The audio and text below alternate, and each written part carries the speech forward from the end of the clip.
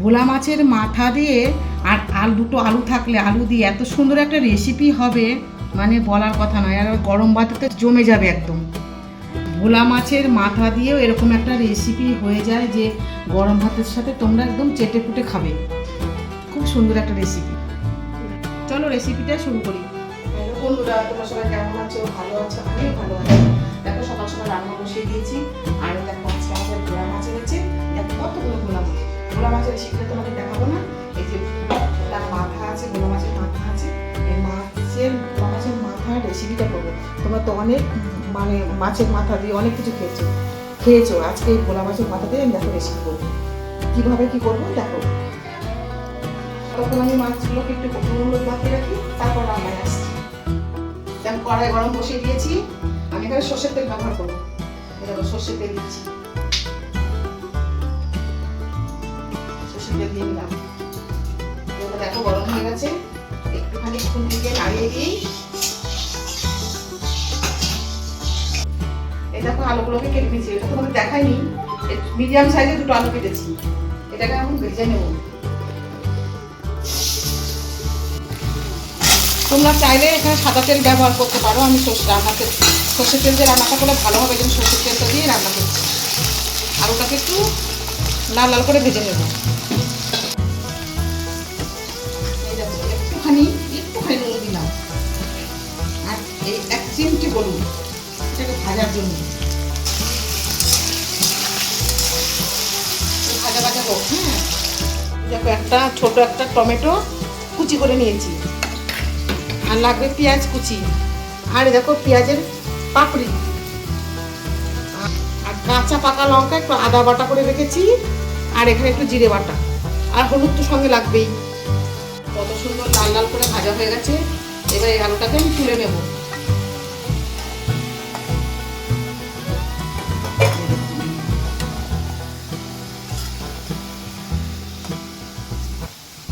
তেল একটু বেশি দেওয়া ছিল, ওই তেলের মধ্যে মাথাগুলোকে ভেজে নেব।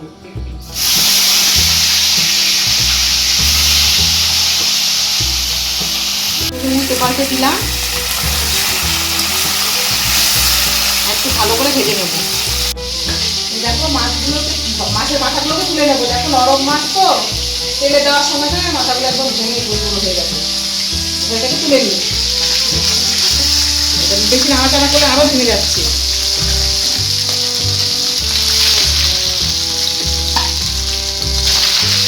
তুলে নিয়ে তারপরে এই তেলের মধ্যেই ফোড়ন দেবো। ওই দেখো মাছ, আলু আর মাছের মাথা ভেজে যা তেল ছিল, ওই তেলের মধ্যে একটুখানি দেখো জিরে ফোড়ন দেবো। আর একটা তেজপাতা ছোট ফোড়ন দিলাম। জিরেটা ভাজা হয়ে গেছে। এবার এর মধ্যে এই টমেটো কুচিগুলো দিয়ে দেবো। টমেটোগুলো সুন্দর ভাজা হচ্ছে। এর মধ্যে এবার এই দেখো একটা মিডিয়াম সাইজের পেঁয়াজ কুচি করে রেখেছিলাম, এটা দিয়ে দেবো। পেঁয়াজটাকে একটু বাদামি করে একটু ভেজে নিই।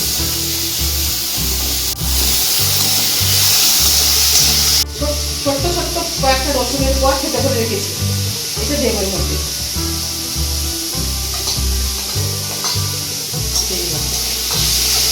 এবারে দেখো বললাম যে আদা বাটা করে রেখেছি, লঙ্কা, এটাকে দেবো। জিরে বেটে রেখেছিলাম, এটাও দেবো। এবার ভালো করে নাড়াচাড়া করব। হলুদ দেবো, নুন দেবো।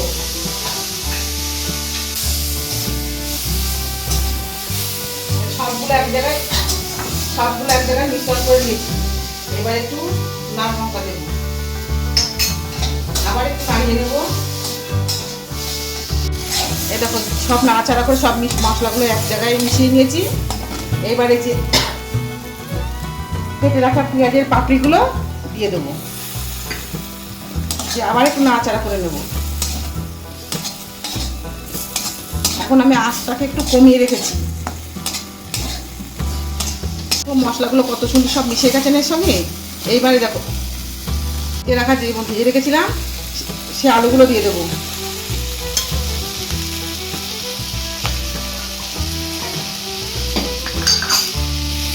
আবার একটুখানি মিশিয়ে নেব। জানো তো বন্ধুরা, মাছের মাথা তো দিয়ে অনেক রকমই রেসিপি আছে, অনেক রকম অন্য মাছের মাথা দিয়ে।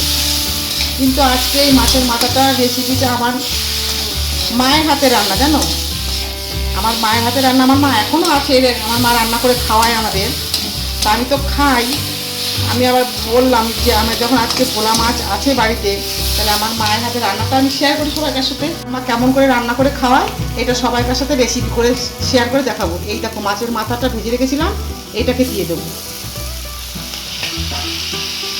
ছোটোবেলাতে আমরা খেতাম, আমার মা রান্না করতে, জানো, কিন্তু খুব কাঁটা হয় তো তখন ভয়ে খেতে পারতাম না।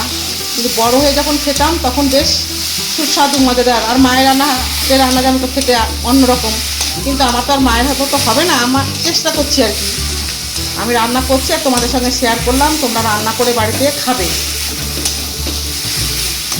পেঁয়াজ দিতে কিন্তু ভুলবে না বন্ধুরা, পেঁয়াজ না দিলে কিন্তু ভালো লাগবে না। দেখো কত সুন্দর হয়েছে না। এবার জল দিয়ে দেবো। এই দেখো মশলা দেওয়া জলটাই দিয়ে দেবো, নাড়িয়ে দিই। তোমরা বাড়িতে রান্না করবে, রেসিপিটা কেমন হয়েছে আমাকে বলবে কমেন্ট করে। আমি যে বললাম আমি একটু ঢাকা দিয়ে দিচ্ছি, ঢাকা দিয়ে গ্যাসটা একটু কমিয়ে দিলাম, দেখি কেমন হয়েছে। তুলে দেখি, দেখো কত সুন্দর হয়েছে। এবার আমি আঁচটাকে বাড়িয়ে দিলাম একটু, এবারে নাড়াচাড়া দিচ্ছি। দেখো দেখি আমার আলুটা সেদ্ধ হয়েছে কিনা, দেখি আলু সেদ্ধ হয়েছে কিনা। হ্যাঁ এই দেখো আলু সেদ্ধ হয়ে গেছে।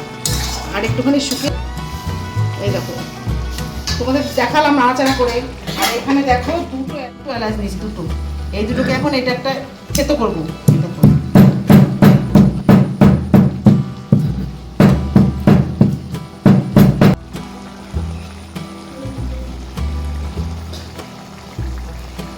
এই দেখো থেতো করেছি, দেখো এই দেখো এটাকে এখন দিয়ে দেবো, একটু মিশিয়ে নিই।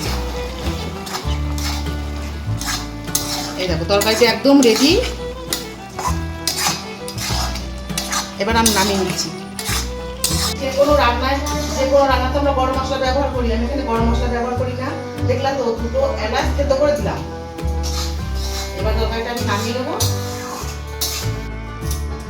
দেখো রান্নাটা রেডি হয়ে গেছে। ভোলা মাছের মাথা দিয়ে যে রান্না করলাম, রান্নাটা দুর্দান্ত রান্না, খুব সুন্দর রেসিপিটা হয়েছে।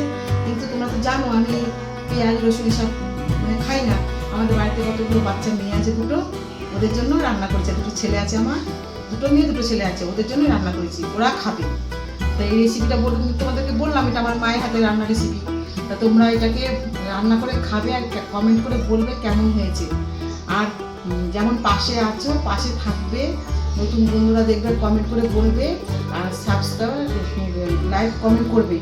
আর হচ্ছে আবার অন্য একটা রান্না নিয়ে আসবো, ততক্ষণের জন্য টাটা।